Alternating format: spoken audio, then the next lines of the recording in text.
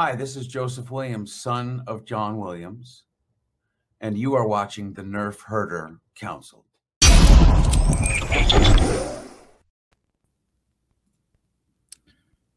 All right, and we are off and running. I wish I was better at this, but I'm really not. Let's fix this. What's up, everybody, and welcome to the Nerf Herder Council. That guy is AJ, and he's in a single now. I'm back to a double. My name is Discuss Metal Joe, and we're going to talk about Maul tonight. Oh, way to botch the intro. Oh, I'm so good at this. This is why I'm the co-host and not the main host, because I don't know how to work StreamYard, y'all. Anyway, hey, welcome to the show, guys. Let me get through some intro plugs here, as you know. First off, we are live on the Virtual Cantina Network and our own socials. So we are live on our Facebook pages. We are live on YouTube. We are live on Twitch.tv as well. You can catch us at any of those places. Make sure that if you are watching, make sure to give it a like and a subscribe. If you're not subscribed, then please do hit that. It doesn't cost you anything, but it does help us with our viewership and get us into the algorithm a little bit better. And make sure you hit a like on this video as well, because that also tells YouTube that you actually enjoyed what you watched, and maybe someone else will too. So that helps us out greatly. By the way, we are brought to you by Audible. Go to audibletrial.com/NHC for your 30-day trial and a free audiobook download. You get to keep that whether you keep the audiobook or not. But there's a ton of great Star Wars titles out there.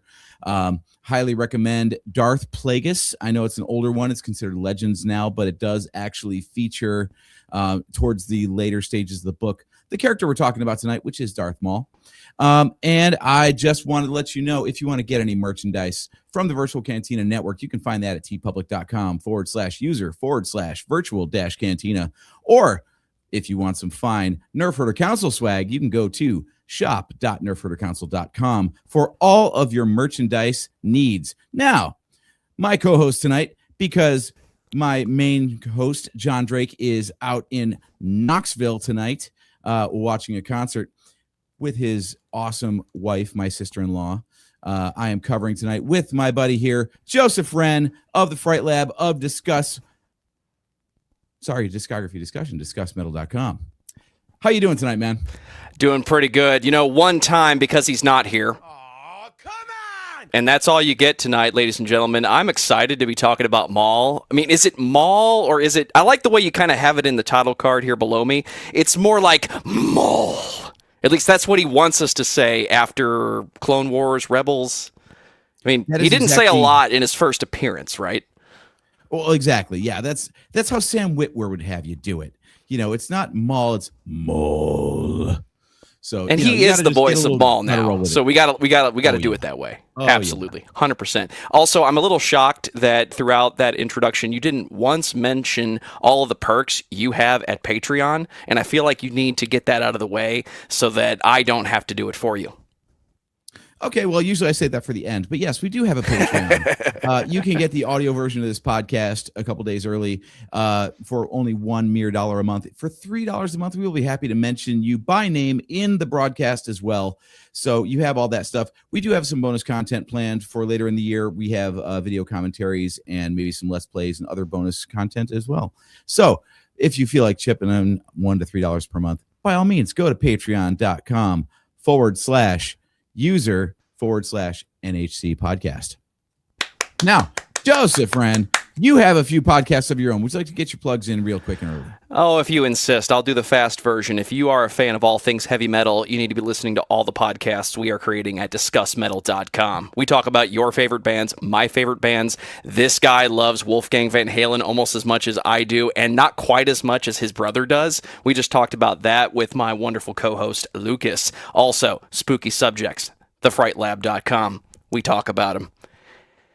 Speaking of spooky, is there a character in the second half of, I want to call it the Lucas era, that had more mysterious qualities about him? Because no one can argue in the entirety of Star Wars that the Emperor, Palpatine, Darth Plagueis, there is no one more evil. Not really. You could make an argument for Plagueis, because, you know, he literally stole life force from people. Like, that's actually terrifying. But when you've had 20 years of the same bad guys for the same good guys, and that was all we had, we had a character who just had a really weird looking face and didn't say anything, and his actual introduction was, and my lightsaber has two sides. You know, that's a great launching point for the Darth Maul discussion, because I feel like one thing I want to talk about right off the bat is some of the stigma around this show coming up. So Maul Shadow Lord debuts in about 2 weeks, right? I should have this ready to go. Yeah, okay. So we've got it on April 6th is the debut. So my calendar says that is just a mere 10 days away. So count them. Here's what the haters say about this show. We don't need it. AKA Star Wars fans. Yeah. The ultimate haters. Yeah, the case for we don't need it is we've already had a lot of Darth Maul stories, and we know how his story ends. To which I say, well, we knew that Darth Vader died at the end of Return of the Jedi. So did we need episode 1, 2, and 3? We already know how Anakin's story ends. And I was saving this joke for later on in the show, but how many Sith Lords does it take to get tossed down a giant shaft and nobody checks to see if the body's actually dead? The answer is 2 that we know of, because, yeah, we know how Maul's story ends, and then they found another way to end it. So with the world between worlds and all the other excuses I can make, nothing says you know how it ends, and nothing says you have all of the information that you need. There's a good prequel. There's a good midquel. I hate that I have to say that, because I generally dislike prequels, as you don't know what to do with the character, so your only solution is go back in time and tell me their backstory. That doesn't make the story better most of the time. But every character can have interesting things that happen that don't necessarily impact the story that you know, but they might give you a little more insight into that person. And as much as Obi-Wan Kenobi, the show, has been talked about on this podcast, yes, it has. I would argue that there's nothing wrong with that if you assume that that is just a thing that happened that Obi-Wan never talked about again. There's a lot of people who have lived a long life who, if you ask them about it, they might tell you. But the ones that have that weird personality quirk, you know that something happened, and they're not going to explain it because they've let it go.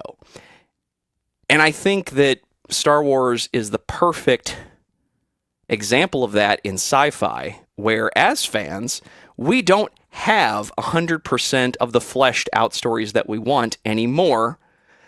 And that is where I might disagree with you, AJ, because we had a lot of those stories until Disney signed a check. And now those stories are legends, and they get to do whatever they want, which means they're making up the middle. I'm okay with it, because the best heroes, the best villains, again, this is Star Wars. We're talking about Luke Skywalker et al. Mm-hmm. We don't get as much as we want as fans, which leaves us wanting more. So we're going to give you more of a character that every time we've given him to you, you feel like you've been let down a little bit. Prequels. One shot. He's gone. Everything that you're going to talk about in a couple minutes with Clone Wars and Rebels, etc. Then you get a little cameo in recent memory, which I was just fine with, because it was an acknowledgement that that character still existed. But we always feel like we've been let down a little bit when you don't do our character justice. And for a lot of people, Darth Maul is the bad guy that's not Darth Vader that they love. I had an unrealistic love of Darth Vader when I was a kid. No reason for it. But it's like wrestling. There's no reason why I like The Ultimate Warrior. The only matches I saw were on Saturday morning, and they were squash matches, right? Yeah. But it's the toys. It's the toys, AJ, I'm telling you. And for a lot of people, I think Darth Maul is that bad guy. So, great. we're taking a little hiatus from the Skywalker franchise and going to tell a little bit more story about this guy that we all want more of. Because he's not just the silent protagonist with a double-sided saber anymore. He's been pretty well fleshed out, and for a lot of people, they've grown up, and they want a little more Maul than what they got when the CGI looked like Clone Wars, if you know what I mean. Well, and it's interesting that you say that, because this is where the trope of no one's ever really dead in Star Wars began. And also, this is a great contrast to the number of times we've talked about Boba Fett, where Boba Fett was a guy who we only got a sliver of him, got a little, like a glimpse in Empire, and then he went out like a punk in Return of the Jedi, and that was it. But he was cool based on looks alone. Like, he didn't need to speak. He didn't need a backstory and all that stuff. He just looked cool, and everybody was all about Boba Fett. And even when Darth he did Maul, talk, modulated voice, which wins every time. Yeah, Darth Maul, same thing, though. A man of few words. He was a man of more words originally, and then they cut it down because they realized that basically he speaks through actions. He doesn't need to speak to be a character. And when they brought him back in Clone Wars, then we started getting more of the character behind the persona. And it's interesting to see that evolution. Because, like you said, in this case, I don't think the hype for Maul has really died down with the additional chapters to his story that we've received. Whereas with Boba Fett, the hype definitely waned the more we peeled back those layers and the mystery was revealed. You know what I mean? And I think for some people, Boba Fett is an easy attack point, right? Because when that character's backstory is the Clone Wars and he's an unmodified Jango Fett, then for some people, that's a little less interesting, but let's not be nihilistic about this franchise that we love. That's the story, whatever. Character was still cool, even if you're not happy with the origin. With Maul, it was like a fun secret. When we didn't have the prequels, and I have to throw myself in this pile, I didn't read a lot of the books. I probably read one or two, and I'm sure one of them was just the book version of Return of the Jedi. So others in my friend circle had read more of the books, so they knew things like walking into the prequels, 10 years after this conversation occurred. They knew that Darth Vader got burned in a volcano. I didn't know that. And looking back on it, I'm kind of surprised George Lucas stuck to that so hard. Like, no, maybe he kind of made that choice a while back, even if we argue those movies are silly at times, as again, has been talked about a lot on this show. With Maul, it was kind of that, it was another version of that, where if you kept paying attention, you saw that this wasn't just a character that was full of himself, who spoke through actions, yes, but you got to see him kind of descend a little bit into madness. And I know you're going to correct me a lot on when this information came through, but I don't know where you found out about how he got out of that hole. I think that was the comics. I don't think they touched on that in Clone Wars, but I haven't consumed 100% of that into my memory. It's Clone Wars. You get that fun little story, though, right? If you're still paying attention, you start to learn more about the character, and you get to enjoy he's insane for many reasons. And most of them are pointing back to, that motherfucker cut me in half. That's not possible. I'm sorry. I'm just going back to Dewey Cox. That's the worst case of getting cut in half I ever seen. Oh my God, yeah. Good job if there, anything's AJ. going to make you a little batshit, it's maybe getting bisected. Just a thought. I've never been cut in half, but I would guess I'd be pretty pissed about it if I was. It's like Christopher Lloyd in Suburban Commando. I was frozen today. Exactly. All right, a couple shouts out to the chats here. Miranda chiming in here. Thank you for joining us here tonight. Said, I think Maul is the bad guy everyone loves. I want to get to know all sides of him because he can't be all bad. Tell that to Emperor Palpatine, the bad guy that everybody loves, who is all bad all the time. He's never good. If this was Baldur's Gate 3, you would just fight him at the first opportunity because he's the bad guy. Whatever he's saying, bad. Get him out of the way now.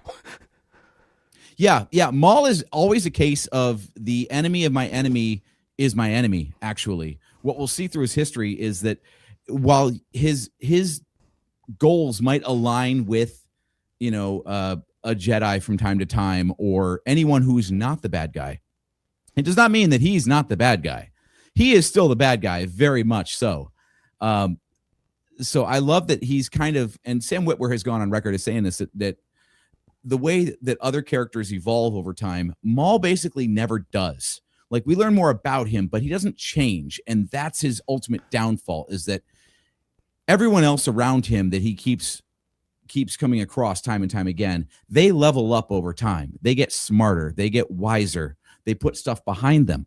Maul just stays stuck in this circle of revenge time and time again. He's a cautionary tale. Like, he's Perseus, basically. No matter what that boulder is, the boulder might change, but he's always pushing it no matter what happens. Mumbo Jimbo checking in. Hello, BCN crew and Nerf Herder Council. Thanks for tuning in, Mumbo Jimbo. Really appreciate it, man. So yeah, let's go through. What I want to do is a little different format tonight. I want to go through like all of his appearances in order throughout the saga. So not necessarily like when BBY this happened, but like, let's start at the Phantom Menace. Let's talk about how the character came about and go through all the way up to this new series that we're going to get and see like how the character has changed, because he was really one-dimensional when he started, right? Like Phantom Menace, all we saw, he was all over the marketing because he looked awesome and we needed, a Vader for the prequel trilogy. We thought it was going to be this guy because he was all over the toy packaging. He was all over the marketing and stuff. That double-bladed lightsaber in the trailer. I mean, Joe, come on, tell me. You got to have impressions of seeing that trailer for the first time, right? I know I saw it in the theater, but I also got to see the film on opening night, and every piece of information was immediately wiped out by the key points and the key perks of episode 1, in my opinion. When the first time you see that movie, and it's the first time that movie has ever existed, you remember the lightsaber battles. You remember the puzzle solving and they're trying to kill us, you get out of here. You complain about it later, but initially it's, they got to move. You remember that, you remember the pod race, and you remember the lightsaber battle at the end. And you remember it so vividly that you don't even remember that it cuts back and forth between a space battle and other droid-related conflicts. That's how impactful that fight is. And for me, it's overwritten its own trailer in my brain. Yeah, I swear I remember that lightsaber fight from beat to beat to beat through the whole thing. And of course, the soundtrack is burned into everybody's eardrums by now. I mean, Duel of the Fates is one of the most legendary tracks in all of Star Wars. Absolutely. 100%. What I couldn't believe was how fast and crazy the lightsaber duels were. Like Return of the Jedi, obviously throughout the original trilogy, they went bigger and bolder with every one. Like the first one was just like broadswords. They were meant to be heavy, and that's why the fight was kludgy. It was a robot versus an old man. In the second one, it was just basically Luke getting bodied by Vader. There wasn't really much of a duel there, so to speak. But then by the time of Return of the Jedi, Luke can hold his own somewhat to Vader, especially when he does tap into the dark side a little bit, which was cool. We all remember that. Absolutely. On the Death Star in front of the Emperor. But then we get to episode 1, and it's crazy how fast and frenetic those lightsaber battles were. Like Qui-Gon fighting Darth Maul in the desert on Tatooine first was already pretty good, right? Yeah. And that was literally only half power for Maul because he was only using half of his lightsaber, right? And it was a good answer to the question that we didn't know we had at the time, was if he's the Sith, right? Mm-hmm. And he has to fight one of them. He fights the master. Okay, he holds his ground. There's an escape involved. Now there's two of them. How is he going to hold his ground now? Oh, wait a second. Well, nobody's ever done that before. And for the fight coordinator and Ray Park, who is a legend in that business, that's the first time someone has been able to not just really choreograph a more fluent lightsaber battle. You know, we're telling a little bit of the old story, right? There's always that conversation about the difference between the Jedi of old and what we eventually got out of George Lucas's mind with Return of the Jedi, etc. But you're not just getting the old style, you're getting a unique first time, and for a long time, you're never going to see it again. What happens when I stick two lightsabers together and use it like a staff? Mm-hmm. Yeah, I thought it was really cool. One, I mean, just the addition of having a double-bladed lightsaber was amazing. What a cool addition to the lore. But also, if you've got these Jedi that are apparently at the height of their power, you know, it's before the downfall of the Republic, so they're at their peak. Their saber skills are, you know, as good as they're going to get. But they're also a little pretentious. Like, they've stood for 1,000 years. Like, they've basically been unchallenged. But we know that they're at the height of their power and their skills. So what do you do to pose a credible threat? You throw a new style at them that is like nothing we've ever seen before. And that's what you get with Yes. Darth Maul. Fun fact, by the way, John Williams actually wrote the score, Duel of the Fates, around the footage of the battle. He saw Ray Park doing these moves and actually set the tone and the tempo of the song to the moves of Ray Park, because he was moving so fast. He's like, oh, I have to write a fast, frenetic piece of music here. The slow, plodding, heroic stuff that I used to do won't fit this fight anymore. Like, that's how impactful the actions of Ray Park and his lightsaber battling was. Is not only did it impact the number of lines the character had, like his lines were actually stripped down after the fights were choreographed, but also the soundtrack itself was changed because it wasn't fast enough to track the fighting. And this is one of the first questions I don't really have an answer to, because I know in the lore it's mentioned that he didn't just become highly skilled in combat, but he mastered the more aggressive forms. Is the double-bladed lightsaber a Maul decision? Is it him, you know, in his evil way, trying to make that style more aggressive? Like, I've taken this. It's never said. At least I can't think that it ever has been said. We talk about Obi-Wan being the master of defense. I don't know that anyone has ever said Maul was so aggressive that he had to make it more aggressive. But is that something he did to kind of manufacture, like you said, an aggressive style that the Jedi weren't prepared for? Or was that him trying to adapt and say, no, I can be more aggressive, master? Like, you think I'm aggressive now? Mm-hmm. What happens when I have two of those things? Well, you can't really use two of them in each hand. Oh, no, I want to put them together and make like a giant helicopter of death. Don't bring up the fucking helicopter, dude. Do not do that. Oh, by the way, I pulled a JT. I forgot to say that the views and language of the Nerf Herder Council do not necessarily reflect those of the Virtual Cantina Network. So I'm going to honor my own rule and drink because I broke the rule and dropped an F-bomb first. What the fuck is this? Thank you, John. We appreciate you.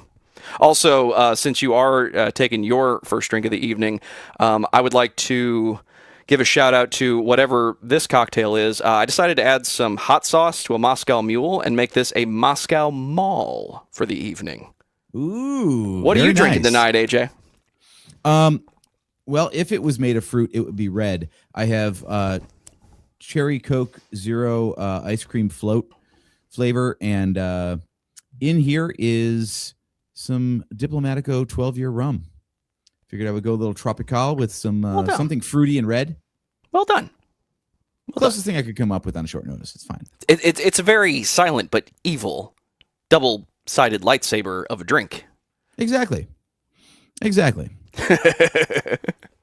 So as far as where Maul got the lightsaber, the double-bladed lightsaber from, I think that might have been covered in Maul Lockdown. I'm not sure. It's probably covered in a Legends book. I'll be honest, I do not have a full background on that. But yeah, the Moscow Meow. Yeah, right. Moscow Mall is a great idea for a drink. I think that might be a spinoff on a Friday night, Joe. We might have to come up with some themed cocktails and do a little podcasting. Let's make it happen. And if you want to watch AJ play Hollow Knight and or Silksong on a Friday night, you can do that on Discord at discord.nhcpodcast.com. Did I get that right? I think it's discord.nofotocouncil.com. Even better. I'm that clever with my domains. I'll have to look that up, actually. It's been a minute. But anyway. Save that for later. Yeah, right. I think it's discord.nerdfootercouncil.com. It's definitely that. I don't know if it's nhcpodcast.com as well, but anyway. So, yeah. So in the first movie, of course, we get his introduction. We get very few words, which weren't even Ray Park's voice. They dubbed that over. And then he gets cut in half, and we think that's the end of it, right? Let's hit on that real quick before we move on. Did you feel friggin' robbed like I did and probably everybody else did? I mean, he was all over the marketing. We thought this guy was going to be the big bad like Vader was for the original 3 movies. And then he gets cut in half. We're like, well, all right, that's the end of that guy. Now what? What was your reaction, Joe? It didn't bother me because for me, I go to see the prequels in concept to figure out where Darth Vader comes from. Darth Vader, my favorite bad guy and probably one of my favorite film villains of all time. That's the reason I'm going to see Star Wars at any point. Even when the special edition or the remaster VHS tapes came out. I know there was 2 sets that they released at one point. For me, it was, and Vader's here. So I didn't feel robbed, maybe more surprised that the character wasn't in the movie as much as I thought he would be based on the marketing. But that's also a good storytelling or a good film trope of the 90s, right? If you remember Scream and how Drew Barrymore was all over the marketing for that and the killer in the first 15 minutes.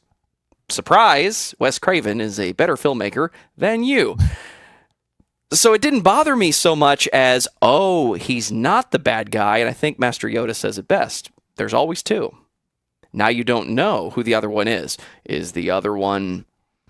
Are we going to get another Sith-type evil in the second film? No, just trying to set up the fact that Palpatine is the bad guy, as we all know he is, and should be taken out immediately upon first sightings. That said, it didn't bother me so much. It wasn't like this whole film trilogy of prequels was going to be built around this character. That said, you put a lot of effort into designing a really cool guy to just give me one shot and then make me wait a decade or so before you give me more of that character. Right. From a business perspective, brilliant. I don't know. Can you imagine if in the original trilogy, when Vader just went careening off into space at the end of A New Hope, the second movie was like the Emperor and Boba Fett, I guess, would be the next biggest villain in that movie. Like, what would that trilogy have been like with Vader being built up as the big bad in the first movie and then only to be taken out? Like, obviously we knew that Sidious was involved because we saw him on screen, but you know, Maul was the guy, the boots on the ground. He was the action. He was the direct threat that the Jedi faced. To then have him go out like a punk like that, man, like my headcanon, if I could rewrite the prequels, would be some version, and Kale's got something here. He says, man, Maul should have come back with his robo legs instead of Dooku. But then we wouldn't have Christopher Lee. Maybe Dooku takes over for Grievous? Exactly. Yeah, you get some alternate timelines there. In my mind, and I've said this on the show before, I thought it would have been much cooler if Maul had persisted throughout the prequels and then Anakin chose to turn to the dark side and kill Maul to become Sidious's apprentice deliberately rather than simply passively wanting to save his wife. Maybe he got so desperate that he chose to take those actions instead of being like squeezed into it as he was in episode 3. You know what I mean? See, I can't really fathom a different timeline because, yes, Christopher Lee, yes, Count Dooku, but the reason things occur the way they do from a storytelling perspective, we're trying to set up really how evil Palpatine is, that he will pretend to take somebody on just to manipulate someone else into killing them, thus fulfilling his goal of, you're going to be my actual apprentice. It's truly the expendable subordinate, and that's evil. That's evil for evil's sake, which again, it's Palpatine. So yes, you could have had you could have written it differently, but I think you had to defeat the baddest guy from our perspective, the fans, to be able to build up someone that we would believe. If there was no Maul, then the prequels is 3 movies of, well, we know Palpatine's the bad guy, we're just waiting for Vader to show up. So it's a build and without a drop. If you give me Maul, the ultimate fighter, the ultimate soldier of evil and lightsabers, and your Jedi defeat him in the first opportunity, second opportunity, there was still loss. You still had Qui-Gon, who bit the dust on that one. Obi-Wan survives, takes over, gets onto his journey of becoming amazing, and we still don't know who the other Sith is. We don't even know if we defeated, it's said in the film, we don't even know if we defeated the Master or the guy or the apprentice, right? Mm-hmm. So I think it's better to look at it from that perspective. Let's go back to, what if Maul was the Master? Or at least thought he was. And we just defeated him right out of the gate. Well, now the Sith are scrambling to figure something out. Like, who's going to take over now? So I don't think there's anything wrong with the story. Yeah, it sucks, but you've got more time now with the character that you can fill in those backstories, and hence the show that we're about to get. This is where I wish I knew anybody who had seen episode 1 as their entry point to the franchise. Because obviously we already saw the original trilogy. We knew what the Emperor looked like, and it was very obvious that was Darth Sidious. So we spotted Palpatine right away. I wonder if someone who hadn't had the original trilogy as their background would have looked at episode 1 and not known, because I felt it was very heavy-handed the way they it was very thinly veiled that it was the senator was the guy in the hood. I wonder if that was as obvious to people who had never seen Star Wars before. Because for us, the whole mystery of, was it the Master or the apprentice? We're like, duh, it's the apprentice. We know who the Master is. We saw him. It wasn't a mystery in the way it was told in the movie to virtually anybody, I think. But I wonder if anyone was actually fooled and was going to go in episode 2 wondering if they killed the Master or the apprentice. If you spend 5 minutes on the YouTube rabbit hole looking for videos of parents showing Star Wars to their kids for the first time, the kids have the same reaction at the end of Empire that everybody did the first time they see Empire. So if you can accept the idea that somebody took their kids to see the Star Wars movie that's made for kids, according to the creator, for the first time, and that was their introduction to Star Wars, was it's episode 1, they exist. But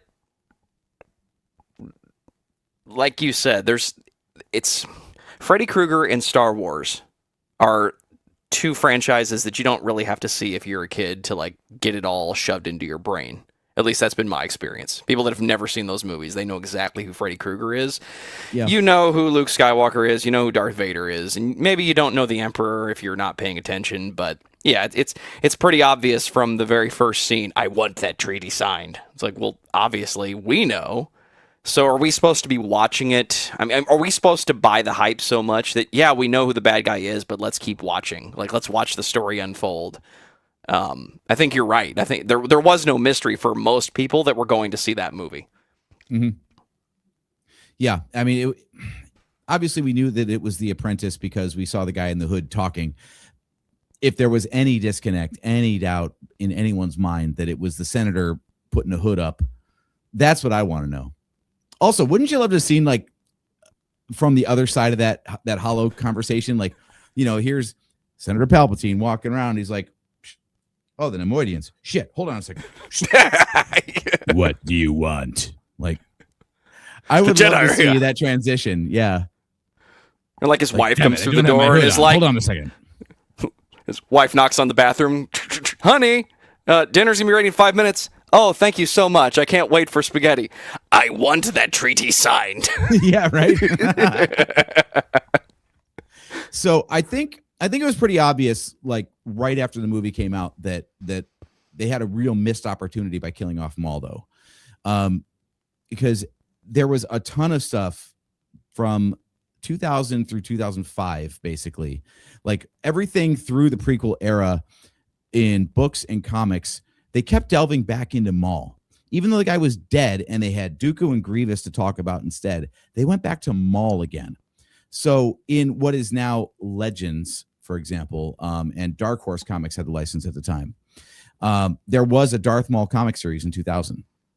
So even before, they should have been building to episode 2 and talking up whatever's going to happen next. But instead, they're like, let's tell you more about the guy that got cut in half.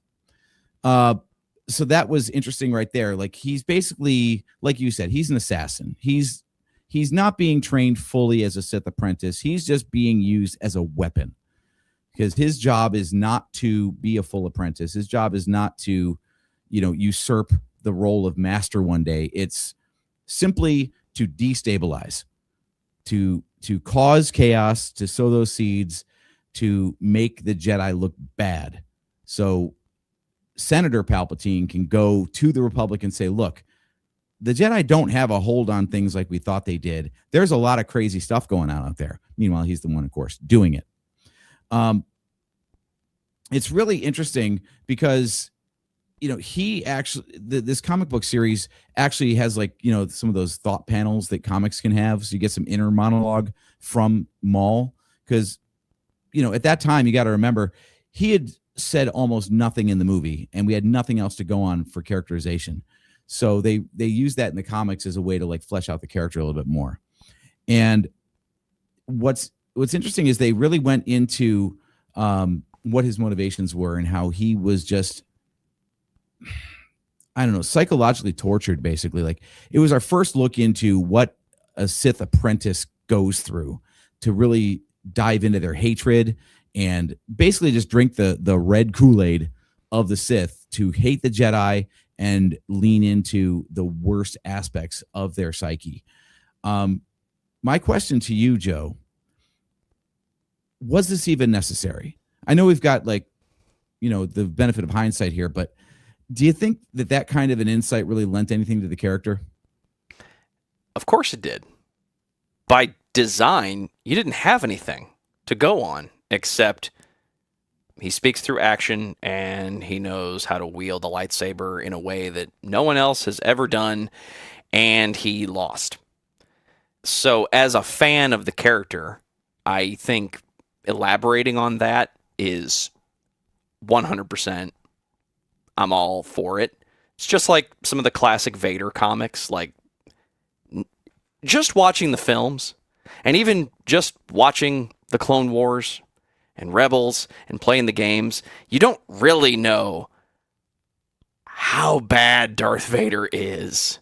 The comics, though, you might not like him as much. He's kind of presented in the films as, yeah, he's bad, but he just sounds like an overbearing guy when he's in the mask and he's doing the James Earl Jones voice, right? The comics are where you can really tell the dark stories, and I think it works. It's worked for DC and Marvel for years. So to just bring Maul into that and just give me some weird stuff like mechanical spider legs, and he's fucking insane, and my brother's here. Well, that's weird. Now, hang on. I'm not crazy anymore. You know what I'm going to do? I'm going to fashion normal legs and go commit crime. Yeah. Why are you doing that? Because Kenobi cut me in half, and I'm going to find him someday after committing all this crime and get even with him. But we're not going to get into that just yet. Right. It's fine. Anytime you elaborate on a character that doesn't get a lot of time, as a fan, you kind of feel like, well, I feel cheated because you gave me a glimpse and then you took it away. But it's just storytelling, man. And it works for me because it gives you an opportunity not just to view more, but in the case of Maul, I don't think it hurts the character because the character, like you said, he doesn't really change. So seeing these little bits and pieces of this has no effect on the final result is kind of interesting. It's almost like the character's trying to adapt to the situation, but they just can't let go of the evil and the hatred. Mm-hmm. Mm-hmm.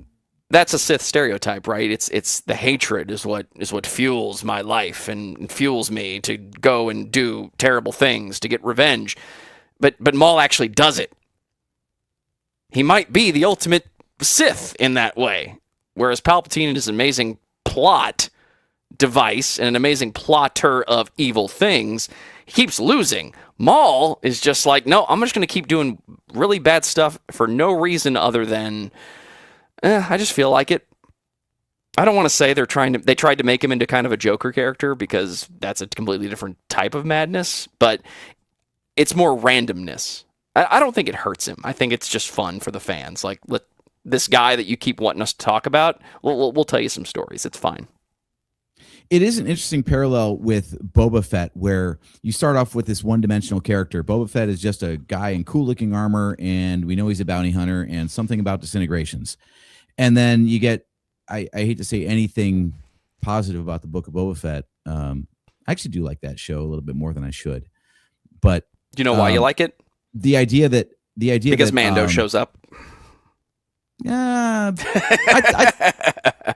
I'm softer. Okay, as what my brother would call unfair as I am to Kenobi, I'm softer on Book of Boba Fett than most people are. I think there's some good stuff in there, but there's also some nonsense. But like, it's that same transition where you take a one-dimensional character and then they decide that they want to be the one in charge.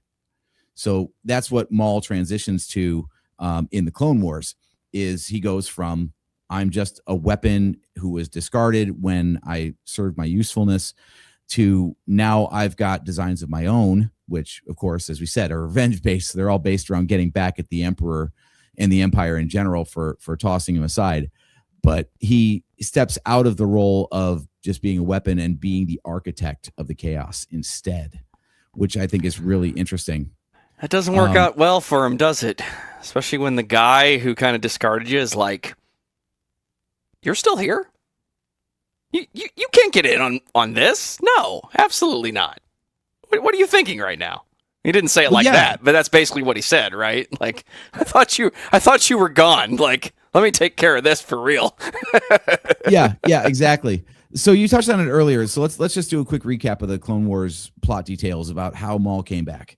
Apparently, hatred is a powerful motivator, and it can keep you from dying if you're really like that obsessed with getting revenge on people. Because basically it was his hatred and his desire for revenge that made him refuse to die. And then he was hauled off in a trash, basically in an intergalactic garbage truck to this junk planet because he fell into, a pile of trash, whatever the hell was at the bottom of that reactor shaft. Casey Jones leans back and presses the button and goes, whoops, I'm sorry, right? That's Teenage Mutant Ninja Turtles. Exactly, yeah. So he assembles spider legs and really lets himself go. I mean, the dude looks crazy. He needs a good horn polishing and filing down.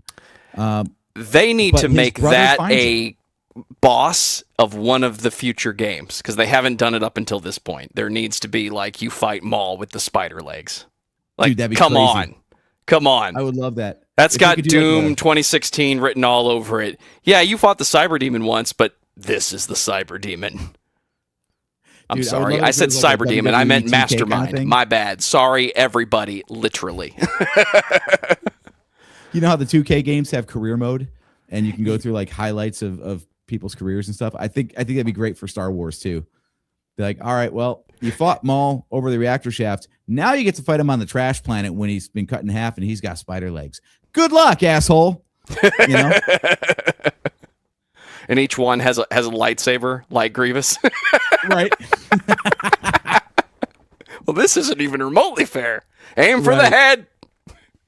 So to catch anybody up who hasn't seen the Clone Wars, because we might have a few people in the audience here who don't actually, and this is one of the things I want to talk about later too, is, you know, they bring them back in animation, which alone is its own thing, because you can always go from movies to TV shows because you can count on everybody having seen the movies first. They do it in the opposite way later in Maul's appearances, and I think that is an interesting point to bring up. But let's recap how he gets here. So he gets cut in half. The Clone Wars covers that he's got a brother who is basically recruited as an assassin by Asajj Ventress, of all people, who is herself an assassin hired by Count Dooku, Darth Maul's replacement. So you're following the family tree here. It's really convoluted. So Savage Opress finds out from Mother Talzin, who is apparently Maul's biological mother, and Queen Witch of the Night Sisters of Dathomir, that Maul is alive, but basically batshit crazy on this junk planet. So he goes and finds his brother, brings him back, not without difficulty, of course, because Maul be crazy. And Mother Talzin basically restores his sanity through Night Sister magic and whatever. So now he's no more Spider Maul, and now he's Robot Legs Maul. But he's got Savage Opress, who has been infused with Night Sister magic to be a big brute of what would you call him? Like an acolyte or something? Like you had to say man. You just had to say the word acolyte. I was trying so hard to avoid the conversation, but you know, when people brought up the whole witches, I was sitting here going, that wasn't the first time, y'all. Whatever. But yeah, Savage is palling around with Darth Maul, but Darth Maul's calling the shots. That's basically it, right? That's what he wants, right? He wants to be the guy in charge. Now he's got his sanity back of sorts, and yeah, I was cast out by the man who told me that he would give me everything if I just did his bidding. I'm gonna go out and make my own crime empire. It sounds like every crime story you've ever heard, and I'm fine with that. You know, I don't know if this is what we're going to get with Maul, the TV show, but that story from like a Godfather perspective or a Goodfellas perspective, not necessarily like in any way happy or campy, but just like show me the Maul that walks down the street and says, as far back as I can remember, I wanted Kenobi to be dead. But until then, I decided to commit crime. Right. No, that's a good jumping off point, because this is where instead of Maul, basically he drops the Darth title entirely at this point, because he's no longer a Sith. He's just trained in the Sith arts, but he is not apprenticed to no one, right? He starts building his power, and we see in the Clone Wars he recruits like all the criminal organizations, which is a ton of great deep cuts to Legends, like Black Sun, and the Pikes, both from Legends canon and whatnot. And then also Death Watch, which is where the Mandalorians get involved, which is a huge part of Maul's story. And this is where we get Pre-Vizsla, which begets all the Vizslas that show up. So we're talking Mandalorian mythology here now too. And I mean the Mandalorian, the show, with Paz Vizsla and things like that. And he calls it the Shadow Collective. So basically, he's just amassing power because he wants to get back on Sidious's radar. He wants the Emperor to know that he's still alive and out there and can probably fuck some shit up. Now, I thought this was a really interesting turn for the character, because it proves that he's not just that blunt weapon anymore, and he actually does have a mind of his own and the ability to scheme, which maybe he got a little bit more from his master than his master intended him to learn. What do you think? This is where I need to catch up on my classic Star Wars animation, because I know the high bullet points of that story and that conflict, but the details just, I haven't had time to consume them recently. What I remember about that was, yeah, it kind of feels like, how do we get Palpatine back into it? Because that's all the Star Wars fans want, is just find a way to make Palpatine the man behind the curtain. We're fine with that. But the idea of this character who is so obsessive, and you've mentioned it already, that he doesn't really change. He kind of just holds on to revenge and holds on. He's a bit of an anarchist. He's a bit of a shit disturber. He's a bit of, yeah, I'm not dead. I could go after you, and I could probably defeat you, but it's much better for me if I just kind of annoy you.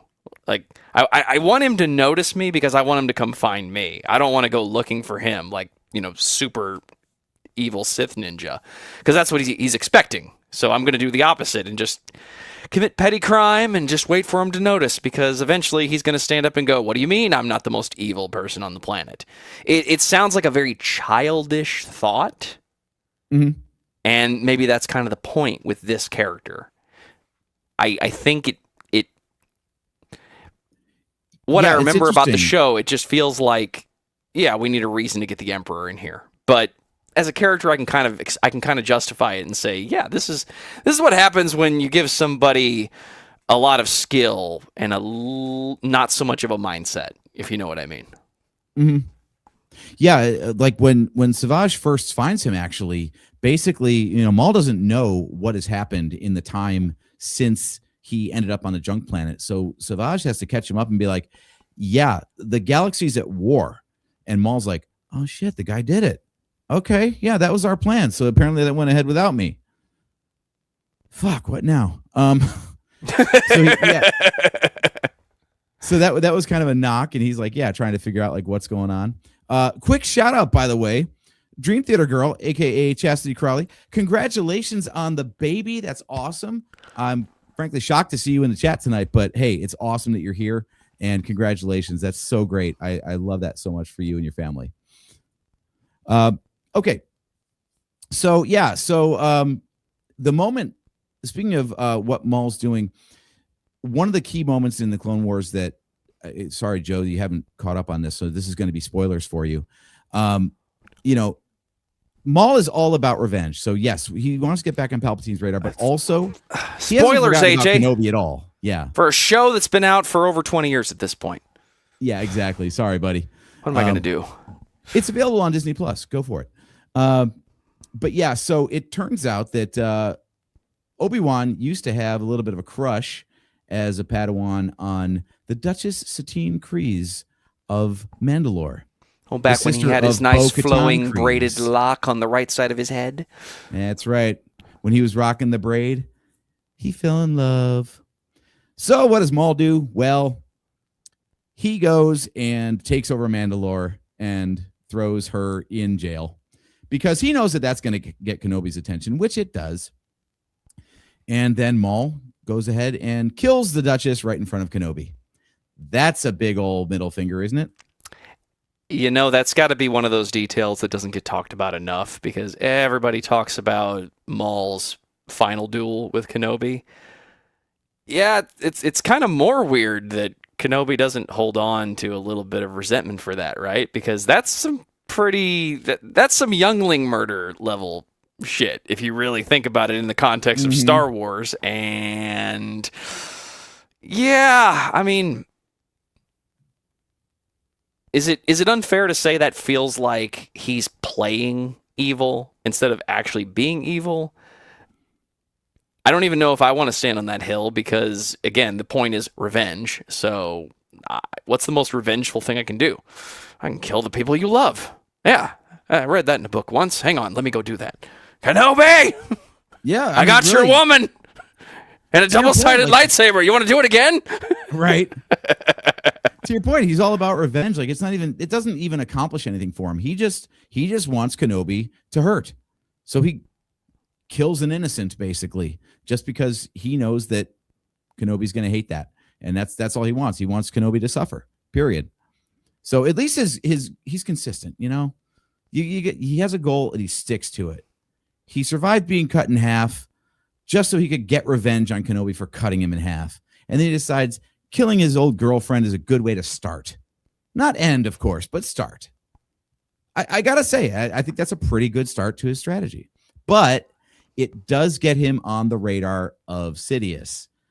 And here is where you need to go see these episodes, Joe. I'm telling you, these episodes of the Clone Wars are I'm the going to catch best up of the just whole for you, show. AJ. I hot take here. I think the best episodes of the Clone Wars in general involve Darth Maul. He's the most interesting thing about that series, which is kind of a problem because it's supposed to be Anakin's deal. But you get this Mandalore arc with Maul where he begins the Shadow Collective, and then you get the lightsaber duel because Palpatine finally decides, all right, I've had enough of this shit. This guy's getting too powerful, and I got to go put him in his place. So Sidious shows up on Mandalore, and he fights Savage Opress and Darth Maul at the same time. Spoilers again. Savage Opress, he's dead. Maul loses badly, but Sidious does not kill him. In fact, it trails off with, I have other plans for you. And that's the last we know about Maul for the entire Clone Wars series until its cancellation when Disney bought Lucasfilm. Talk about a hell of a cliffhanger, right? 100%. And even after getting Rebels, where the character appears again, and I know there was one final season of Clone Wars that was later developed during the Disney process, which has some very fan-faithful duels in it that may or may not have been based on motion capture by the one and only Ray Park, a.k.a. Darth fucking Maul, physically.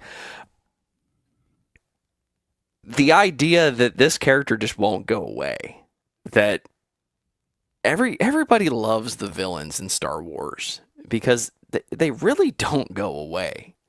And Maul is a character that, yeah, we know, we think we know how it ends because, well, I'm going to ask a question later on based on the interactions with Kenobi. Is Maul in any way redeemable as an individual like Vader was supposed to be? Or is it 100% hatred until the end? You know, I think they've done a great job writing the character in such a way that it seems like he's intelligent enough to rethink his ways, and yet he always chooses not to. So is he redeemable? I think he might be capable, but he always chooses the opposite. And maybe that is what makes him a great villain, but also a compelling character. It's like, going back to your wrestling analogy, Macho Man Randy Savage. That guy, he was the madness, right? Ooh, yeah. Snap into a Slim Jim. Every time he was playing a heel, you're like, dude, I want to like you. If Come you on. just stopped being an asshole. And Maul is the same way. Like, he's compelling enough and he's got enough going for him that if he just, let it go and moved on to something else, he could be redeemable. But he, at every turn, anytime someone trusts him, it's like the old fable of the scorpion and the frog crossing the river, right? Yep. And yeah, like, why'd you sting me? Because I'm a scorpion. Like, it's just his nature. That's Maul will always backstab. He's always looking for not the upper hand. He's always looking for the opportunity to seize.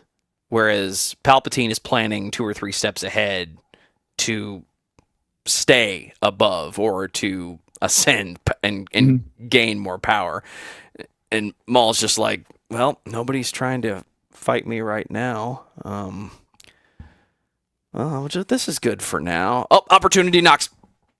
Yeah. Yeah. He's good at scheming, but he's not as good as Palpatine is. Like, Palpatine's always got plan B, C, D, and E. And Maul's pretty much like plan A, as you like to say, full send, don't be a bitch. I mean, the man does not lack commitment. He lacks any sort of foresight to think that maybe something might interfere with his plan. If we gave So- him a blaster instead of a saber, he would be taking pot shots at everybody and paying no attention to what's in the background. Oh, right. Exactly. Exactly. So here's where it gets a little bit dicey in terms of his timeline and the Disney purchase and everything. So Clone Wars is a victim of the Disney purchase, right? So it gets canceled after season 5. We get a Netflix exclusive series of episodes that is what they had basically finished for what would have been season 6 if it hadn't been canceled. It was called The Lost Missions, and it kind of jumps around a little bit. What they also did is they took some of those Clone Wars scripts that were already written for season 7 and 8 and adapted them into other media, right? Like we've got the Savage Press book, not Savage Press, sorry. Too many similar names among the Sith. Asajj Ventress book with again, not Qui-Gon Jinn. Damn it. Quinlan Voss. Man, oh man. See, I'm pulling this from memory. Even though I try to script some of this, I'm just pulling from memory. You're doing a good job, man. Keep it up. Yeah, so that book was a whole arc that was written for the Clone Wars and never developed. Another one was what happened to Darth Maul after he lost his duel with Sidious. So they put out a comic book series of that called Darth Maul, Son of Dathomir. That was in 2014. So this is now going backwards in the timeline because Rebels had already been announced but had not come out yet, I think. So we're going to cover the stories of the Clone Wars in comic book form instead. So basically, here's what happens.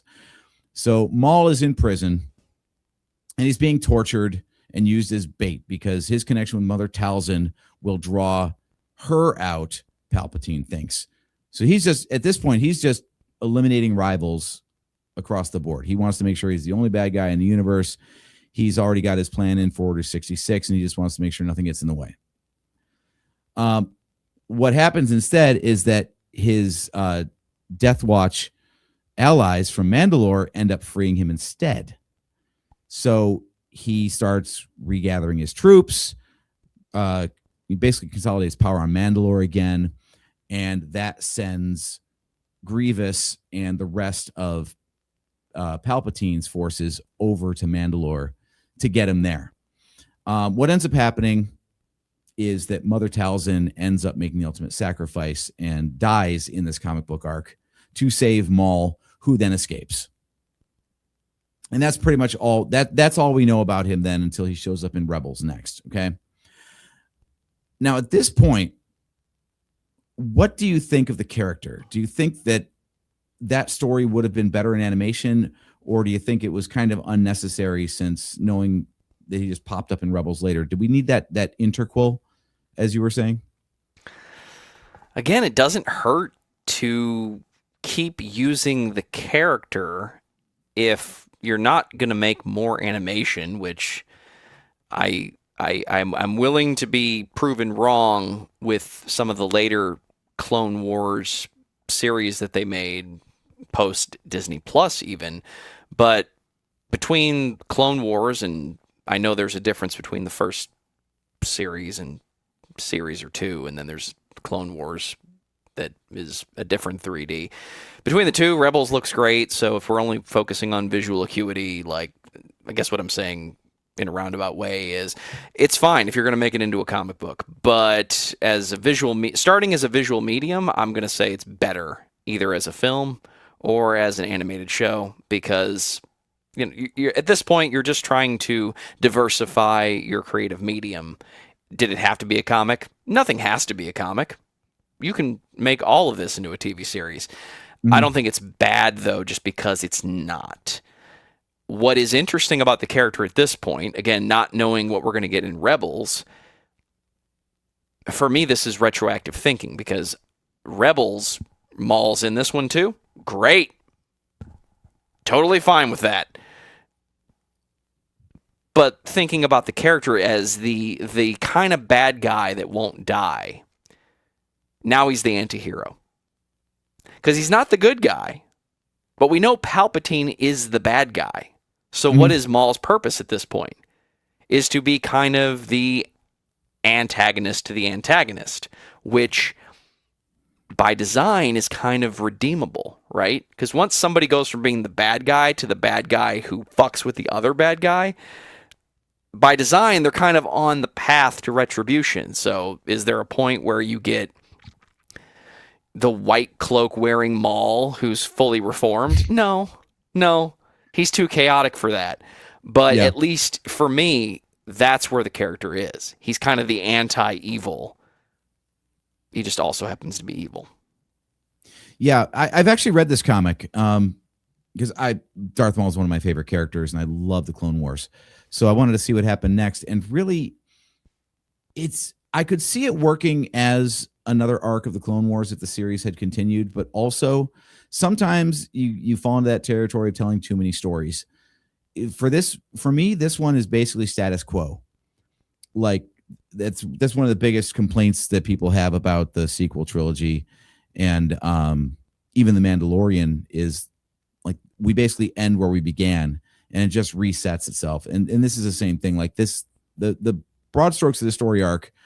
You could say that yes, Mother Talzin died, so that's important for the characters within the Clone Wars. But otherwise, before this story arc, Maul was out there in the universe causing chaos, and then Palpatine put him down. At the end of this story, Maul's just back out there in the universe causing chaos. So it really just kind of undid the last story arc that Maul showed up in. It didn't really move anything forward aside from that, really. So for me, I'm actually okay with this one having been punted off to a comic. I think in a lot of cases with some of those stories from the Clone Wars that ended up not getting finished, I think it might have been for the best that we were left wanting a little bit more, because some of those stories just seem to be like stories for the sake of content rather than stories because they needed to be told, you know? And how long does the Clone Wars need to go on? Eventually we have to say episode 3 happens. Yeah. So exactly. Let's get past this point. There's only so many days in a year, right? And I would love to cover that next, except that's not the order that we got the story, right? Ooh. Then we got Rebels. Yes. Yes, and we'll go through this quickly because God, we've talked about this a lot. But yeah, so Maul is he tries to forge just more Sabine. It's fine. Well, yeah, I mean, we meet Sabine in the show, so that part's okay. And she does actually cross paths with Maul in vague senses, because this is where we get the Darksaber entering her possession, which is left behind on Dathomir by Darth Maul. So there is some connective tissue there for you. I don't mean to gloss over Sabine too much, but she's not really in the story too much, Joe. Sorry. I'm going to forgive you this one time. It's fine. Yeah. The subject of tonight's discussion is Maul. Therefore, we don't have to dwell on Sabine any more than I'm about to. Yeah. So we'll skip through the most of the points, but like we said, Maul's always going to backstab people, including blinding Kanan Jarrus, just because, like, they were fighting Inquisitors. They were on the same side. He was fighting Ahsoka and Kanan and Ezra against the Inquisitors. And then as soon as the Inquisitors were dispatched, well, Maul decided to take out Kanan's vision, which great shot, by the way. It's like Kylo, where, man, you take a lightsaber to the face and all that happens is you lose your eyesight or get a little nick, that makes you sexier, instead of, I don't know, getting half your head cut off. That's pretty good. Well, that's how accurate Maul is, right? He's so accurate that as he's making that swing, it's just far enough to take out the eyeballs and totally miss, the brow or any of the other eye sockets surrounding bones, right? Yeah, the skin gets burned. Yeah, but the skin heals, right? Except for that one time. We had to build cybernetics for that. Don't ask questions. Yeah. So if we could go like full on subreddit with this, would you say that was deliberate on Maul's part of not killing Kanan, but instead just blinding him so Ezra could be pissed off, and that was like step 1 along the path to the dark side? What I remember about that episode specifically, it's a good build-up in the beginning of that series. I remember it being reactive to the situation, and that ties into what we've already talked about, where yes, Maul is the bad guy, but he wants to be the baddest guy, which means he's going to backstab you eventually.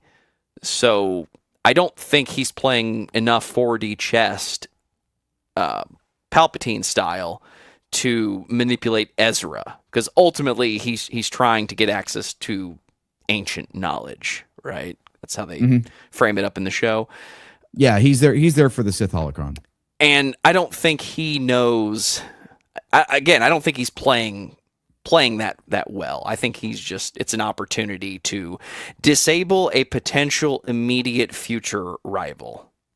And that's all it is. If I don't take you out now, or at least cripple you in a way, I'm not going to get out of the situation. So again, it's that evil, that disposable, evil idea of until I need you, as long as you're needed, I'm gonna not kill you. But if I kill you, you're dead. If I blind you, then you're crippled, sitting here screaming for help, and that means that you're a trail that other people can pick up on. That's not me. True. So I can get away. Okay, he's a honeypot. Got it. 100%. I can totally see that. Yeah. So moving on to the duel that we don't ever want to talk about, but Maul does eventually learn through a Jedi and Sith holocron that Kenobi is on Tatooine. And he goes to Tatooine. How did the Sith know that before Obi-Wan traveled there? Sorry, don't explain it. I'm sorry. I thought we were going subreddit with this. I believe it was presenting a vision of the present. Honestly, I haven't watched Rebels since it aired because I just don't want to. But there's so much Sabine in that show. Come on, AJ. Oh, there's just not a fan of. This is why we have to have the disclaimer about the Virtual Cantina Network, because there are so many people who love Rebels, and I'm just not one of them, and neither is my brother. So between the two of us, like we have a hard time talking about that show. But yeah, we'll just skip right through and say like the duel was super short. Obi-Wan kills Maul. So we already know that there's Maul's official end. He's dead as dead gets. He falls into Obi-Wan's arms and asks if Obi-Wan is protecting the Chosen One. And Obi-Wan says yes. So this begins another question for the Reddit folks. The Chosen One was supposed to be a prophecy about Anakin. But Obi-Wan is watching over Luke. So, do you agree that Luke is the Chosen One, Joe? Well, this is where we get into that word salad, right? Who's the Chosen One? Who is the one who's going to bring balance to the Force? Is it Anakin, or is it the father of Luke Skywalker? So he technically did, right? Is Luke Skywalker even balance to the Force? Are the twins the balance? Is it Luke and Leia? It's word salad, right? We're just saying words that can be ambiguous later on for the purpose of storytelling. And he asks him, "Are you protecting the Chosen One?" He says, "Yes." Well, maybe Uncle Owen and Aunt Beru were the Chosen One. I don't know. But I think asking that question, if we're sticking with our previous analysis of the character, this is where I kind of asked the question earlier. Is he in any way redeemable? Or is he just asking the question because he knows as long as Obi-Wan is protecting the Chosen One, that means Palpatine's ultimately going to lose, which means Maul gets what he really wants, which is, once again, if the Constantine reference is enough to be said here, it's like, right. I still win because you lose. So underwhelming, I'm sure, considering the flair that the character is known for. I'm not even going to argue that point. And for every analysis of that duel that tries to, again, fill in the gaps between the Obi-Wan of old and the Obi-Wan of Star Wars, aka A New Hope, we're trying to justify these differences. Okay, it's fine, because You have somebody who has clearly grown, who has clearly mastered his craft, who knows he doesn't have to be aggressive to win the fight, and somebody who has not changed. Whatever. Was I dissatisfied the first time I saw it? Yes. Am I still mad about it? Not really. Because it's over. Yeah. Knowing that it happened, it's easier to take on a rewatch for sure. It is the exact opposite of their first encounter, where they have clashed with more strikes than they ever did, and it's just a constant descent of, are we doing this again? Okay, one shot, you lose. Like, yeah, whatever. The one point that never comes up, which I think is kind of surprising, the nice thing about Maul being a Zabrak is that he's an alien.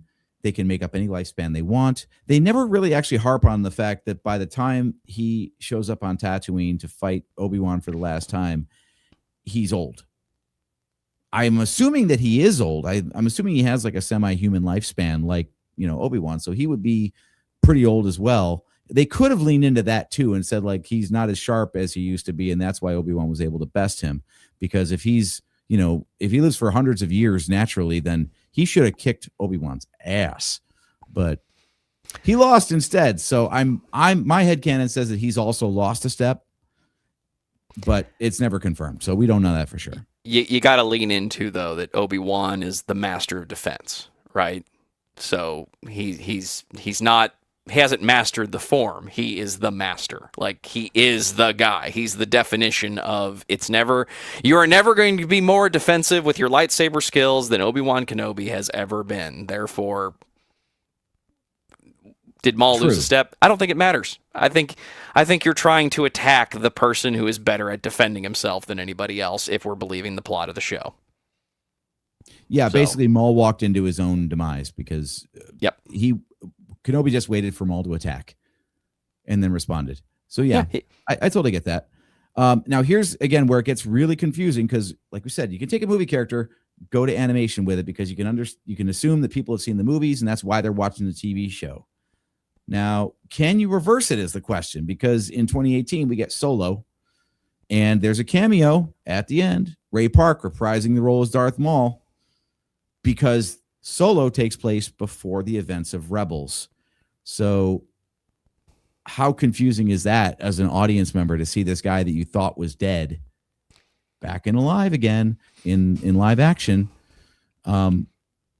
Do you think they banked? I mean, there's many reasons why Solo might have tanked, but do you think they might have banked a little too heavily on people watching the Clone Wars to know that Darth Maul had survived? I don't think they cared. I think it was, remember Darth Maul? I remember. And for everybody that saw that show, yes, the film was called, I said show a moment ago. For anybody that watched that film, it's called Solo, a Star Wars story, right? The fans are going to complain about it because it's not Harrison Ford as Han Solo. Well, if you cast the right person, you can tell that character's story at any point in his life, and I think that movie is good. It's underappreciated in the grand scheme. I think it's well worth more and more and more of whatever they were thinking when they greenlit that project. But to have a cameo from a character who was known in the TV series, I would say it's member berries if they didn't go far enough with the cameo to let the voice be the voice and let the madness be the madness, and even to have the sound effects of the cybernetics when he stands up. You're clearly trying to tie it in. It's not just Darth Maul for the sake of Darth Maul. There's a whole story being told with the character. And if you know absolutely everything about the character, if you've seen every show and you've watched and you read every comic, you know exactly what point in that film's storyline is occurring. You know where within the timeline of Star Wars it is occurring, just from that appearance, the way he carries himself, and the way he moves. That's it. You didn't need to know anything else if you're wanting to know where this story occurs in the timeline of Star Wars. As a fan, I'm underwhelmed because I wanted to see him do something. Ray Park Yeah, is not dead. We can have more Maul in the films if you want, guys. Come on. Yeah, we've gone on record on the show as saying that Solo 2, or better yet, a Disney Plus show carrying on from the events of Solo, would be amazing. They've done too much stuff in the comics now. I don't think they're going to follow up in any film or TV version, but boy, would I love to see that. And they've steamrolled comics before, so if they want to talk about Crimson Dawn more in live action or animation, I'm all for it, man. I would love to see that, because like you said, I think there's only two ways that scene can be interpreted. One is, I've watched the Clone Wars, so now and Rebels, so now I know where this fits in the timeline, and that's cool. They brought him back into live action. Or I haven't seen anything since episode 1. Holy crap, I thought he was dead. What a cliffhanger. What a twist. So I think either way it works, right? It gets a little bit more confusing with the timeline yet, though, because we still have one season of the Clone Wars to go. So we get Disney Plus. They revived the Clone Wars for season 7. We're already confused. It's fine. Right. So now we're back before Rebels in the Star Wars timeline, but of course, it comes out years after Rebels. So we get to adapt to that, and we get what is probably the greatest arc of the Clone Wars, which is the final arc, the final 4 episodes of the 10-episode season of season 7 of the Clone Wars. And we get Darth Maul's ultimate downfall during the Siege of Mandalore. And this is what you're alluding to earlier, because one of the trivia bits I looked up said that, fun fact about Solo, it was the first time that the original actor who portrayed Darth Maul and then the voice of the animated character teamed up for Darth Maul to be one character. And it's like, no, that's not actually true, because Ray Park did the motion capture for the battle versus Ahsoka Tano on Mandalore. And boy, can you see it, right? The first time I saw it was after I was aware that they brought him back to do the mocap. And there are things in that art style that they do that make it look a little more liquid from the films. There's a difference between a lightsaber that's being wielded in any of the films and the way they kind of made the lights wavy in the Clone Wars and the Rebels animated series. It's fine. It's not a one-to-one, but if you're that far into the Clone Wars, you don't want a one-to-one. You don't want the awkward mocap scene that looks like Reboot from the 90s of Darth Maul fighting Ahsoka Tano. Right. So the fact that they were able to find a happy medium there, and let's coordinate a fight, let's get Darth Maul in here, let's mocap it. Okay, now we know where all the lines are supposed to be. Dress it up, make it look like Clone Wars, and everybody's going to be happy with that. So, if anything, I think the real achievement there is that they chose to mocap a battle and then animate it instead of just purely bringing the battles from animation, which is what was done in the series up until that point. So it's whatever the artist can come up with how the lightsabers move and how the characters interact with each other. Let's bring a little bit of, I hate using the word real life, but let's bring back a little bit of reality and acting into the battle, and let the battle kind of stand on its own in that way. Yeah. I wonder, though, knowing the timeline of Maul, is there any opportunity for an Ahsoka season 2 to have another appearance from Maul? Because the character's not really dead yet, is he?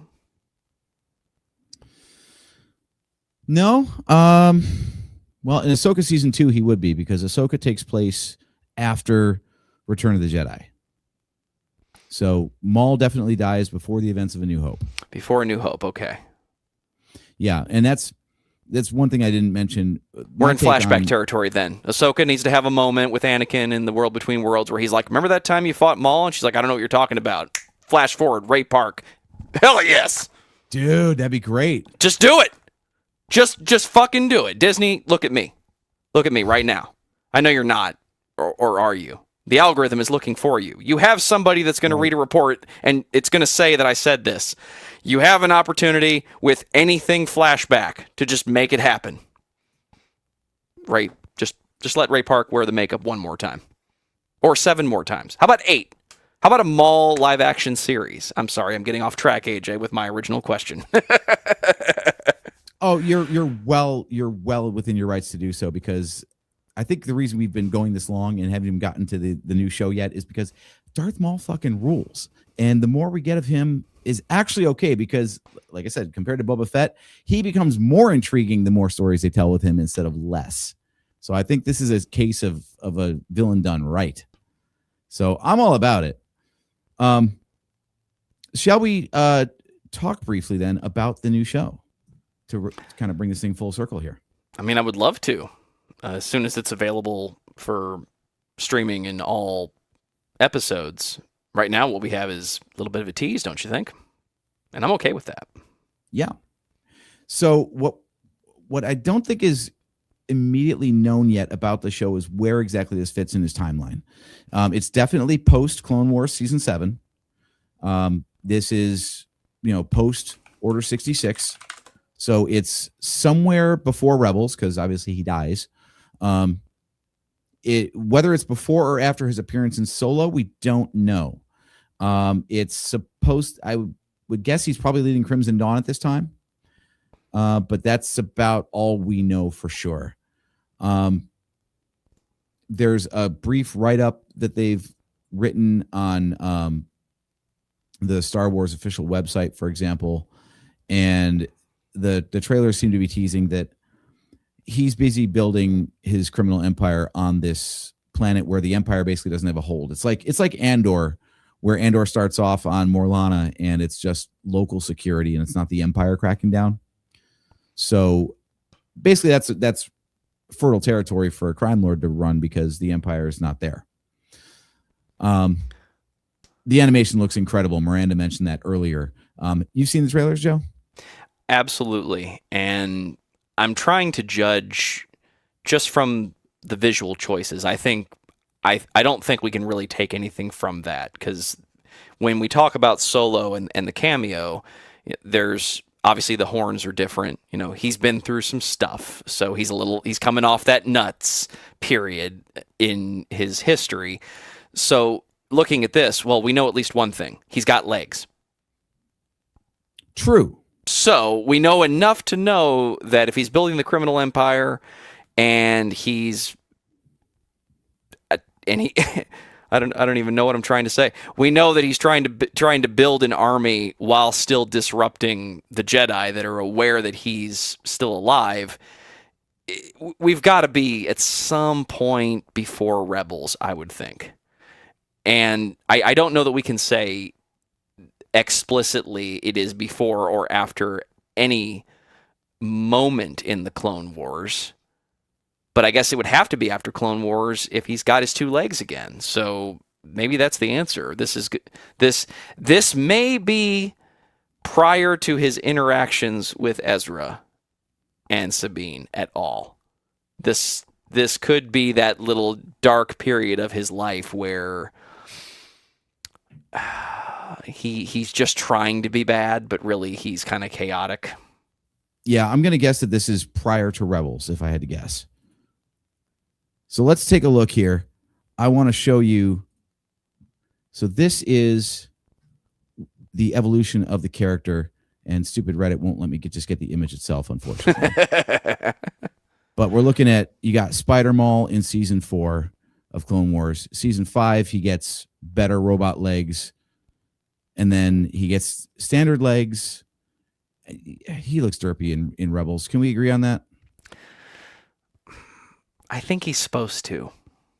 Because he's kind of descending a little bit into his madness within Rebels again. So I kind of want to say it's okay because, yeah, he looks a little derpy, but he's supposed to be kind of chaotic. I'm a little bit. I've had a little bit too much of whatever it is, if you know what I mean. Not true. Fortunately, though, this new show looks incredible. So I want to take a look at this real quick. I want to believe, I know you're pulling it up now, I want to believe that the show is going to be as dark themed as the trailer is appearing to be. And I know we've seen, visually dark trailers in the past, and then the movie doesn't end up being that way. But this, I'm kind of hoping that they stick to it's in the shadows, it's a little bit underground, it's a little bit, nobody knows he's here, and we're the only ones who can stop him. But the show is called Maul, so we're gonna get the right kind of backstory, I think. I can't even predict what piece of his puzzle they're gonna fill in with this. Like I said, I want it to be that dark period in his life where he hasn't quite fought the Emperor yet, so he thinks he's bad, if you know what I mean. Yeah, I'm really hoping that, one, we get some other characters in the series that we can spin off other stories from, because otherwise this is it's just Maul ending up where we already understand him to be. So there's got to be some other hook, right? But I also, like you said, I want to see how he goes from the crime lord that we saw in Clone Wars to the crazy old man on the Sith planet in Rebels. So we know he's going to lose. He's got to lose. That he always loses. But it's more like, how does he lose? What breaks him down to where he just goes and decides that Sith holocrons are the way he's going to take over the galaxy? I think there's still some interesting, meat on that bone, as they like to say. But yeah, this is one of the first teaser images up on the screen now that they released from the trailers, and the subsequent trailers, of course, looks better in animation, but thanks to YouTube, I can't actually play that for you. But I love the fact that they've taken the Clone Wars animation style and just keep evolving it, right? Like, it evolved over the course of the Clone Wars. It got better with season 7, and then the Bad Batch came out, which was even better still. And now this is, again, like its own sort of like tweak to the formula. Like, you even see like his lightsaber, how it's not just like a straight beam. It's like a little rippled, almost broken, like Kylo Ren's. Like Miranda was saying, I think that really suits like the style of the show and the character. Like, if you're talking about like a bad guy and you really want up the violence, I think that's how you do it, right? I want you to bring up that other picture again, because when I look at this, the midsection belt seems to be accentuated on purpose with the design. And that makes me think that he's hiding more of how the legs join to the body. And that might give us a decent indication about where this is in the timeline. Obviously, the trailer is going to show us that he's being persecuted by both sides. And there's a Star Destroyer in it, so there's got to be Palpatine, right? But is there going to be Vader also? Are we going to get another junction point of Vader and Maul interacting and be able to spin that into a bit of a... I remember you when you were the Chosen One, when you were Anakin. And it can all just be character design, and that's the end of the conversation. But going from image 2 to image 3, this design for the series, that midsection is much more accentuated, much wider, and almost intentionally tighter. Like the leather's been cinched up, like he's hiding something. So maybe this is going to be after the leg build. Just pick a spot and fill in the character. More is better with Maul. Something about the way he just keeps messing up his own plan. He's just the disruptor of everything. Yeah, it could be. It really could be. Let me see if I'm really on my game here. I wonder if I could do this. No, dang it. Okay. There's AJ was trying the overlay for the audio listeners, and it didn't work.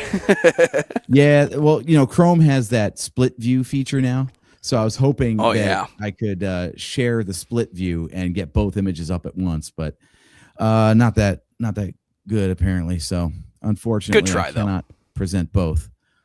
But yeah, I think Son of Dathomir takes place right after Clone Wars season 5. So I would say that between Son of Dathomir and this appearance in Rebels that we see here on the screen, that's the Maul that we're looking at in the show. But it looks badass. So I don't really care. As long as it looks good and tells an interesting story, that's all I think we really need, right? That's all you ever need, man. And it's Maul. So it's like if somebody popped up and said the show was called Vader. It's like, I'm there. What's it going to be? Don't care. It's Vader. Oh, Maul. Don't care. Going to be there. Going to watch it. An interesting thing, though. This is something that I've always wanted, per my own headcanon, I've always wanted to see Maul versus Vader. So we might get that. You could. It is possible in the timeline of their characters that it could occur, even if we don't know about it yet. And as much as it's been prequel heavy lately, why not?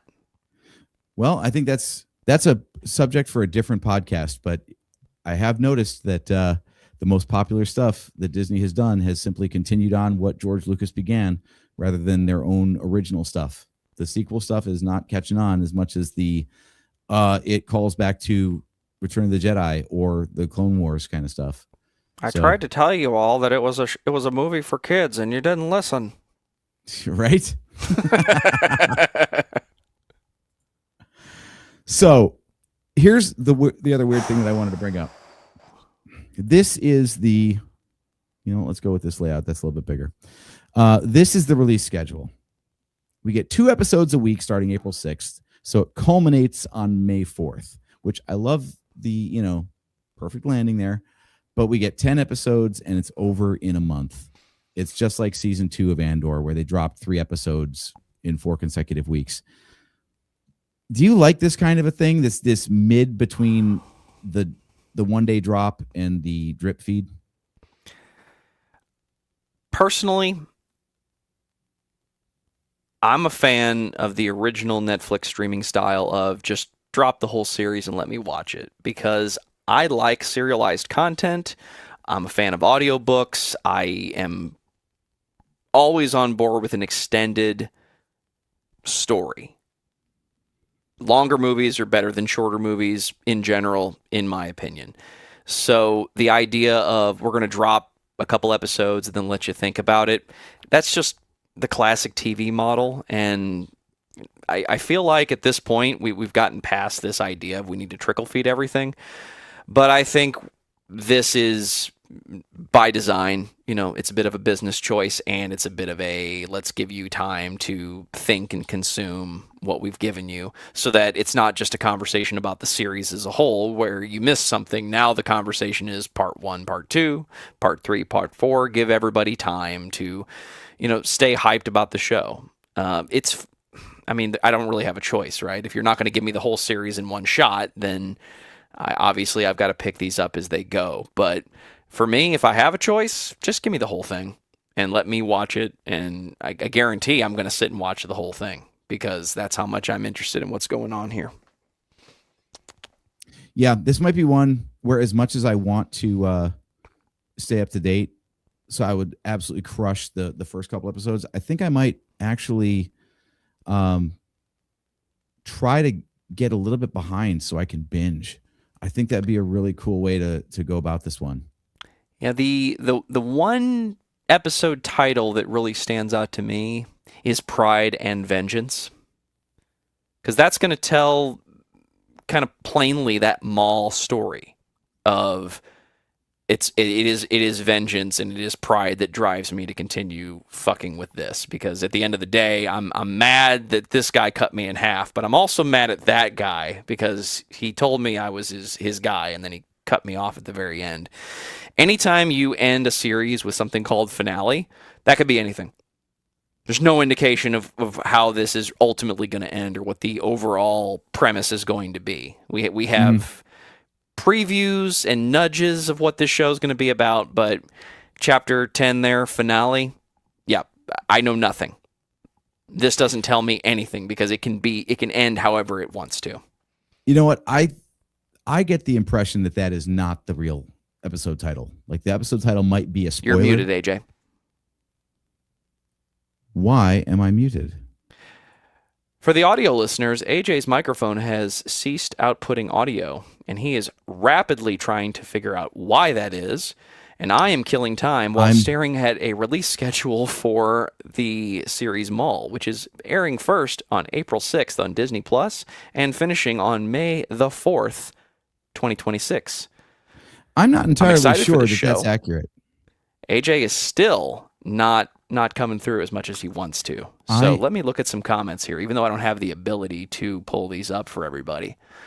I'm not entirely sure that I am not coming through, actually. Oh, Kale decided to bail on the evening. Of course he did.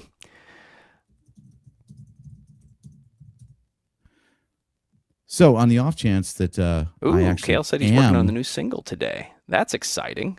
John Phillips, Anakin is. Kenobi thought he was until betrayed. Now Kenobi thinks it's Luke. Yeah, we kind of talked about that, right? Who is the chosen one? Is it Anakin? You were the chosen one, but then he wasn't. So, well, maybe it's your son. Oh, joke's on you. It's going to be both your kids, because that's the premise that we're telling here. I'm still excited for it. AJ is all over these backgrounds right now. Yeah, AJ's having trouble. There we go. I have full input, Joe, so I don't know why you can't hear me. I don't know why you can't hear me because I think I'm coming through just fine. Dead audio, man. I will adjust then, but I don't think it's on my end. This is great because we're just trying to wrap this thing up anyway. If it is just me, please say something down in the comments, everyone, but I'm not hearing a word AJ is saying right now.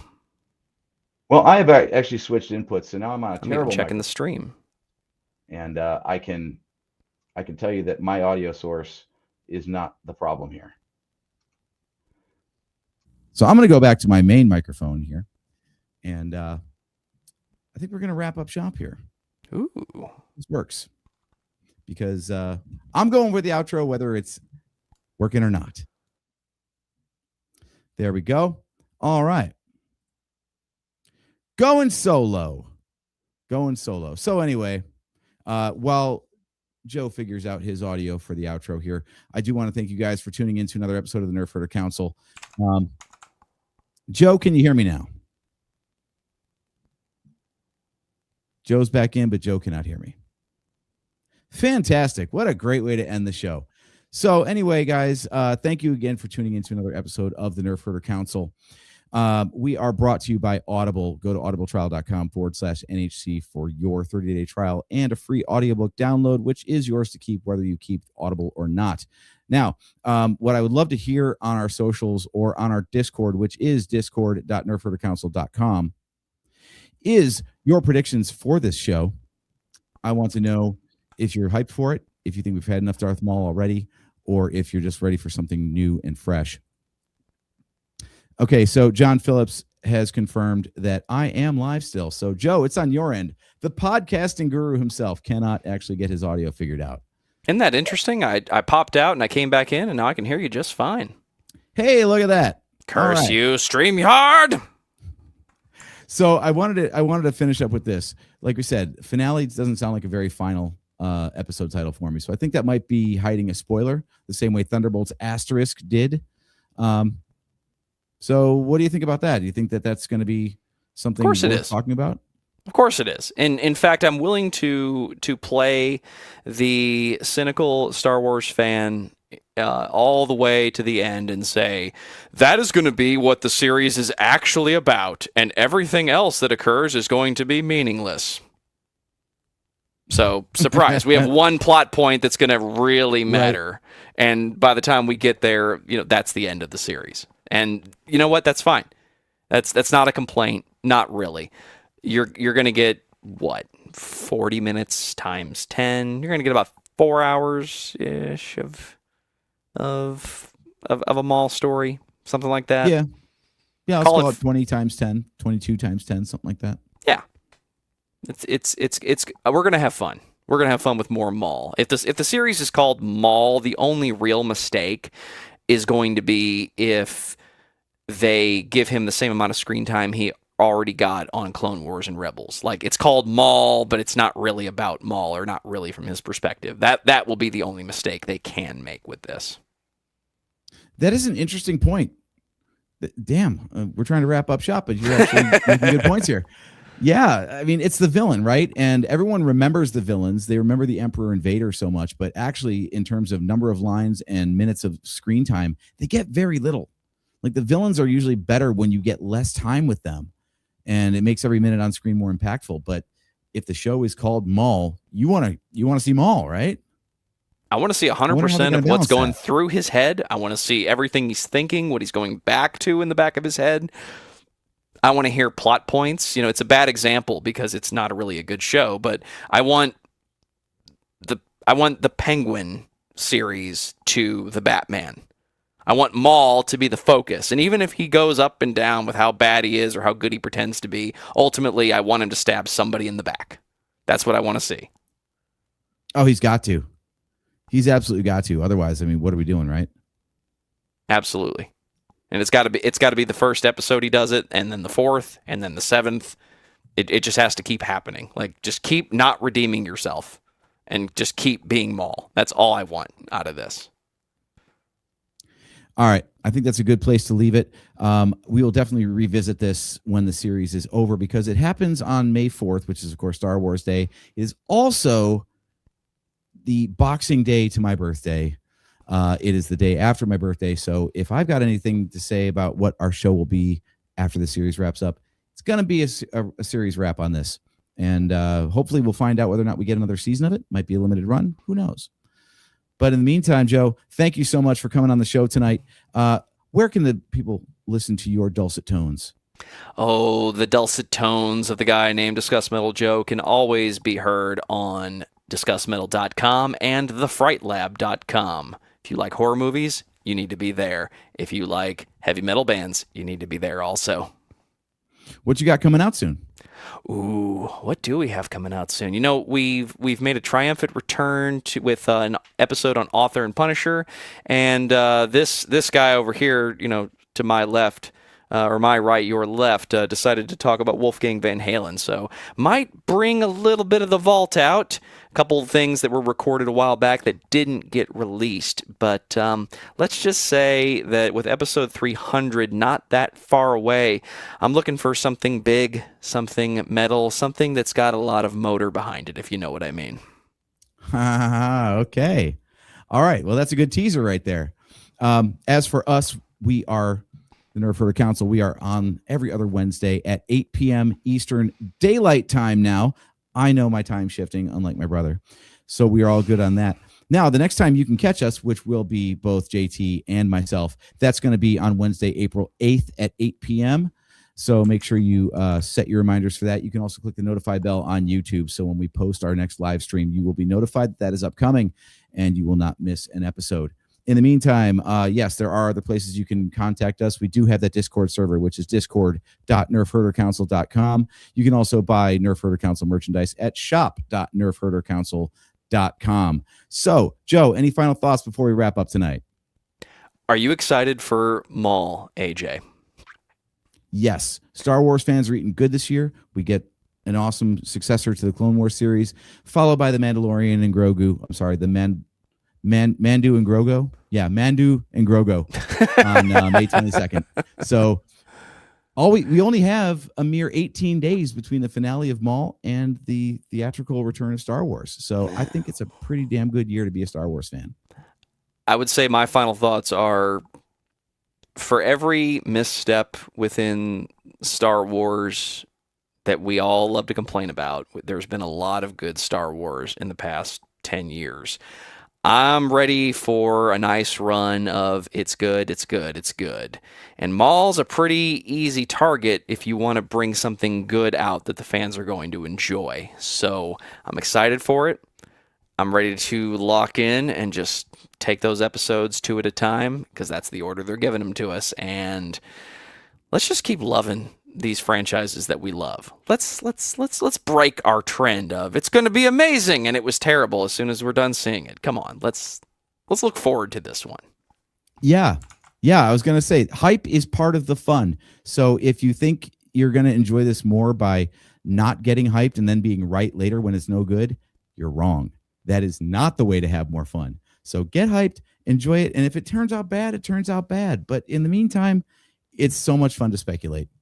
So with that, I think we're going to close up shop here. And next time, JT will be back on the show. And let the hate flow through you. Exactly. Thank you for the soundboard there, Joe. So I have no idea what our next topic is going to be about. Maybe we'll talk about the first couple episodes of Maul, since that'll be out by that point. Or maybe we'll talk about something else in case my brother has a better idea. So in any case, but guys, thanks for tuning in so much. We will catch you next time.